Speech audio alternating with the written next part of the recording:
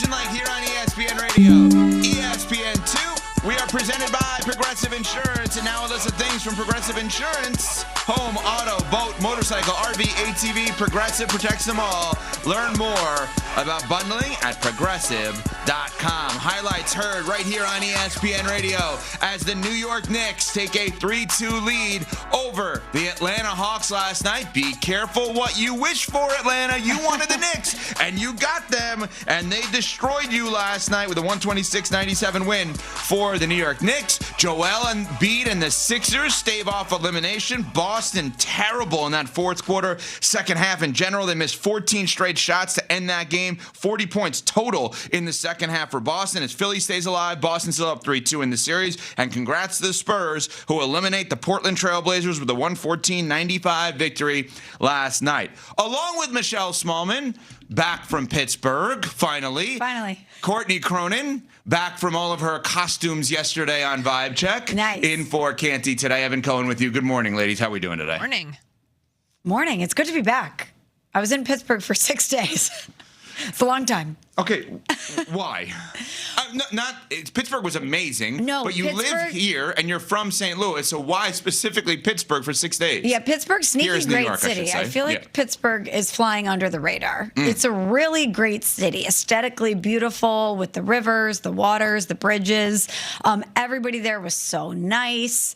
It's in close enough proximity that the ease of movement around the city is really good. Pittsburgh, low-key great. If you haven't been to Pittsburgh, go. Now, I don't know if I'd recommend 6 days. It's a long time. But we went, obviously, for the NFL draft. We were there, Wednesday through Friday for the show. And then I had my dad come in on Saturday because the Cardinals, my baseball team, the St. Louis Cardinals, came to town to play the Pirates. They opened up a series on Monday night, so we went to the game Monday because it's on my dad's sports bucket list to go to PNC Park. So we had to check that one off the list, but that's why I was in Pittsburgh for so long. But it was a very good reason to stay. PNC is a spectacular ballpark. We had an awesome time. The Cardinals walked away with the dub, no big deal, rally in the ninth. And it was an all in all a great time. So shout out to Pittsburgh. Can you no big deal something that's actually no big deal? The no big deal is what... Like, no big deal is usually used when Courtney's like, I got to run, I got first take. No big deal. Like, when it is a big deal. When something's actually no big deal, I don't think you can no big deal it, right, Courtney? She just no big deal something that's a regular season Pirates-Cardinals game is literally no big deal. It's not, but the fact that this was a bucket list item, I think is pretty cool. So I'll allow it for this because you had never been there, right, Michelle? No, never. Both of us PNC's on my sports bucket list of stadiums, arenas, baseball or venues, like all of the things that I want to see because it looks so cool on TV. I've done Heinz Field, now called whatever, Acrisure Stadium. Acrisure, yeah. I'll still call it Heinz Field. Pittsburgh, low-key, has some really cool venues that I think every sports fan should want to see, and I'm really excited that you got to do that. So I'll allow the no big deal for this. And your team won. It's not like you went there and your team didn't win. And it was a rally in the ninth. That is a big deal. You were saying? I was saying with Smalls, it was her father and like 9,700 of her closest friends. I wasn't going to say anything. How are the crowds? That's my number one question when it comes to 300,000 How are the crowds? Oh no, 700 or 800,000. Over 800,000 cumulative for the draft. It was sparse. Sparse. But you have to understand, we had a playoff hockey game down the street. You had Flyers, Penguins. Did you go to that too? No, it was the same time as the baseball game. Oh. So I would imagine a lot of Yinzers locked into the playoff hockey game rather than, as you said, a meaningless baseball game. No, I said no big deal. At the end of April. I didn't say meaningless. I said no big deal. Even though it was a clash of NL Central foes. Right. Courtney Cronin, who yesterday left the show at 10:01 a.m. Eastern Time. Okay. We were in Bristol, Vegas East. Wonderful 2 days in Bristol. Loved it there. She said, I've got to run. I got to get my superhero cape. Well, we know she Courtney does do a lot is of things. quirky and weird, and we say that lovingly with her stuffed animals. Why the superhero cape yesterday, Courtney? Yesterday was National Superhero Day, so we celebrated it accordingly on Vibe Check. And I thought it was funny because this cape that I ordered, like a last-minute thing, came with a little mask. And I was interviewing Monica McNutt because she obviously was at... Okay, we can't keep no big dealing. No, that's a big deal. here. She's awesome. She's Well, incredible. Monica. But Yeah, this is she's something better that's than a Pirates-Cardinals regular season game. You actually had a big deal. Smalls did not. I will let Michelle's no big deal slide on that. Thank But Monica and I were talking about the 76ers Boston series, and I realized on my head I had a mask that kind of looked like the one that Joel Embiid had when he had that facial fracture. Oh, wow. Yeah.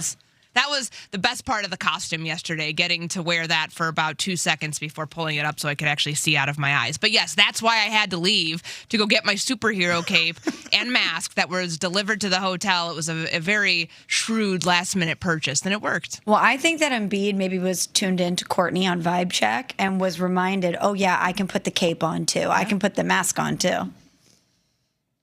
Pretty good, huh, Ev? Oh, my God, you. What has happened to you?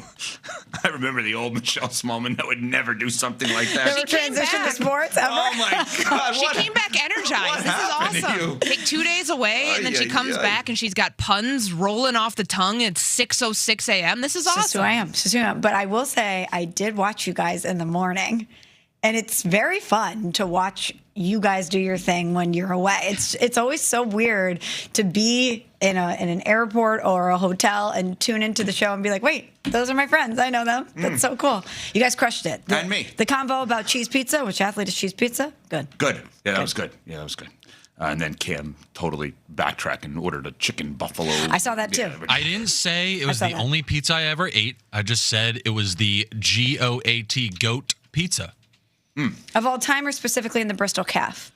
No. What? All time. You think we were ranking the pizza in the Bristol cafeteria where only ESPN employees can go? Well, That's not Not really appeal to the relatable. masses, is it? what was it, buffalo chicken that you got? Yeah. Chicken bacon ranch. Chicken Oh, bacon yeah. ranch. Sorry. I don't know if that's the GOAT all time. It's not. I said cheese pizza is. By Michelle, the way, Get it. you're a fraud.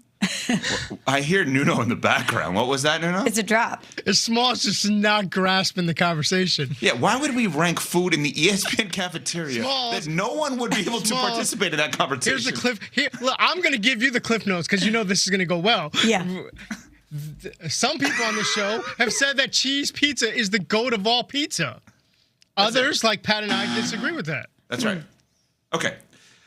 So did you, by the way, if we're going to power rank moments last night in the NBA or most important things last night in the NBA, did you just start us off, Smalls, and say the most important thing that happened last night was not San Antonio eliminating Portland, which we kind of knew was going to happen, obviously, especially when Wemby came back from the concussion. It was not the Knicks destroying the Hawks, winning by 29 points. Jalen Brunson was amazing with 39 points in this game. The Knicks did what Kendrick Perkins, when he joined us last week, ESPN NBA analyst, said they should do, which is go double big at times with Mitchell Robinson and Karl Anthony Towns. Is the most important storyline from last night in your mind the Joel Embiid performance and being able to come back down 85-84 going into the fourth quarter, a game you saw on ESPN against Boston to win that game and keep Philadelphia alive? Most important storyline to me. And is it important for you because you think now Philly can win this series? Maybe. I'm still going to go Boston, but they have issues at home. They have had issues at home in the playoffs stemming back a while now. And this is what we expect of Joel Embiid. I know that his career has been marred with injuries. It's been inconsistent to say the least. But in the playoffs against a team like Boston, this is the Joel Embiid that Sixers fans signed up for. So to have him have that performance, stave off elimination in Game 5 last night, that was the headline for me for sure. Courtney? It's hard to dismiss the 76ers team now that Joel Embiid is back. And he's that good, but he's also that brittle. Because there was that moment, I think, third quarter when he went down with the leg injury. And you're like, oh, no, like, here we go again. Is he going to have to exit the game? And it was temporary. The way, like, because he's such an unknown factor with his health, like, we don't know, is he going to be in the lineup? Is he not? Like, he had an appendectomy 19 days ago. And he's already back. So these two games, I feel like, has exposed a weakness, maybe a flaw within Boston's defensive strategy for how they're going to contain Joel Embiid, because Al Horford's not walking through that door anymore. They haven't seemed to find a way to compensate for not having that inside presence when Joel Embiid is now playing in these games. So maybe it's something that they can adjust to when the next game happens. But man, he's changed the dynamic of this series so far. I think a lot of us looked at this and said maybe they'd get a game depending upon what his health is. But now that something we can never put into cement with Joel Embiid, but now that he's there, I think that all bets are off of thinking that the Celtics are just going to easily move on to the Eastern Conference semifinals the way that he's played these last 2 games. Yeah, what I would do against him, and it's going to be draining for their bigs, but what I would do against him is overplay on the high post in the mid-range and make him put the ball on the ground and drive to the basket. Because if he has to do that over and over, like I wouldn't take any kind of separation or space against him, because his mid-range jumper and his jumpers in general are awesome. But if he has to put the ball on the ground and then get to the basket over and over and over, Courtney used the word brittle. I mean, this guy gets beat up, unfortunately. So I may have to say, go post me up. Go take me off the dribble over and over again. Like when he gets that 14, 15-footer going, he's phenomenal. We'll get to the Spurs part of it in a little bit, because what Shaq had to say about Wemby is unbelievable. He called him the perfect big man. I do want to point out one thing. The Atlanta Hawks, we will continue to reiterate, asked to play the Knicks. Final game of the regular season. They did not play their guys against Miami. They lose that game. If they would have won that game, there was a 3-way tie. If they would have won the game, wouldn't have been a 3-way tie. They would have played the Cavs. Okay. And by the way, then they would have played the Magic, most likely, assuming the Magic would have won that series against Detroit. And who knows what happens after that. I don't believe Atlanta's going to win this series, just because I was critical of Brunson's defense and said they should take him out of the game late in the game, in a close game where they're up 6 or 8 points, and let somebody else play defense. That doesn't mean I don't think the Knicks are going to win. But what I do think is that the biggest winner last night of the Knicks-Hawks game was Courtney Cronin. Yes, I was. Why is that, Courtney? Because my prop hit. You can go ahead and call me Joe Fortenbaugh Cronin, because Why would we do that? That's weird. Terrible. That's weird. Why? Joe is who I go to for all of my betting advice. And I decided yesterday, after Nuno made the declaration that Dyson Daniels taking over the game would be the most painful thing for him as a Knicks fan. Obviously, it's a big problem when Dyson Daniels is your second leading scorer, which he was last night. But the prop that I made in our best bet segment at 9:45 was taking the over Dyson Daniels, 12 points. I believe we had it at like plus 185. I was feeling really good when I saw he had like 6 or 7 points after the first quarter that we would cruise to an easy victory here for the prop hitting. But Nuno, I mean, you've got to be feeling great for me and for you, because not only did my prop hit, but it didn't cause you the pain that I had projected it would, because, again, when Dyson Daniels is your second leading scorer, there's flaws within your overall strategy if you're the Hawks. Yeah, when I look at yesterday's victory with the Knicks, and I'm like, all right, thanks for Brunson's performance, obviously OG and Kat, and I'm like, Courtney Cronin is right there on that same level. It's Thank you. Like she went, she took Dyson Daniels, and that guaranteed the win. I appreciate that, Court. You're very welcome. Sometimes when the bad offensive player, which he's not a great offensive player, Dyson Daniels, gets going early, it's not a good thing for the team. It means no one else is doing it. This used to happen all the time with Boston when Marcus Smart would score early. You'd be like, all right, they're going to lose.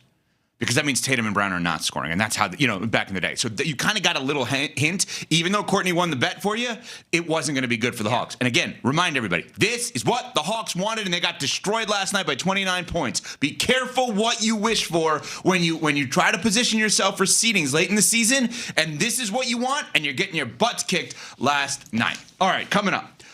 Hall of Fame football player is now on a contract that none of us have ever seen before. We will explain what that means coming up after Smalls has this from PayPal. That's right, Ev. PayPal is